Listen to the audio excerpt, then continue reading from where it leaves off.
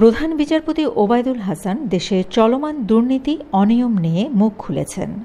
তিনি বলেছেন, দুর্নীতির মতো অতল বিস্তৃত ব্যাধি থেকে আমরা পুরোপুরি মুক্ত হতে পারিনি।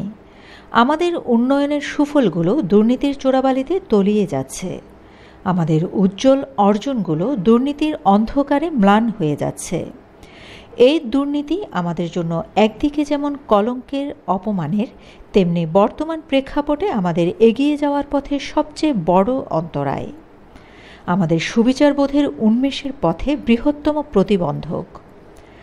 8 জুলাই সোমবার রাজধানীর আন্তর্জাতিক মাতৃভাষা ইনস্টিটিউট মিলনায়তনে দুর্নীতি ও দুর্নীতিমুক্ত সমাজ গঠন সম্বন্ধে বঙ্গবন্ধুর ভাষ্য শীর্ষক বঙ্গবন্ধু চেয়ার বক্তৃতা অনুষ্ঠানে প্রধান বিচারপতি এসব কথা বলেন। জাতীয় বিশ্ববিদ্যালয় আয়োজিত এই অনুষ্ঠানে সভাপতিত্ব করেন বিশ্ববিদ্যালয়ের vice chancellor professor doctor Mohammad Mashiur Rahman. প্রধান বিচারপতি ওবায়দুল হাসান বলেন, তরুণদের প্রশ্ন করতে হবে, তাদের পিতামাতার অর্জিত অর্থটা ন্যায়সঙ্গত পথে এসেছে তো?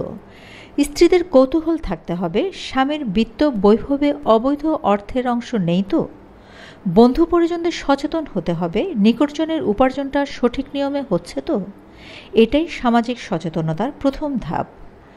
দুর্নীতিবাজ পিতাকে, দুর্নীতিবাজ স্বামী বা স্ত্রীকে, দুর্নীতিবাজ সহকর্মীকে একঘরে করা না গেলে, বয়কট করা না হলে কখনোই দুর্নীতির গভীর ক্ষত সেরে উঠবে না, এ রোগের উপশম হবে না। প্রধান বিচারপতি আরও বলেন, আজকাল আমাদের ভয় হয়, দুশ্চিন্তা হয়। দুর্নীতি কেবল যে আমাদের উন্নয়নের সুফল থেকে বঞ্চিত করছে তা নয়, দুর্নীতি আমাদের চিরায়ত সুন্দর মূল্যবোধগুলোকেও ধ্বংস করে দিচ্ছে।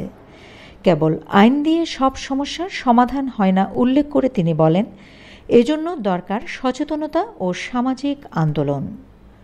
Shamima Chowdhury Shammi, BNA news 24।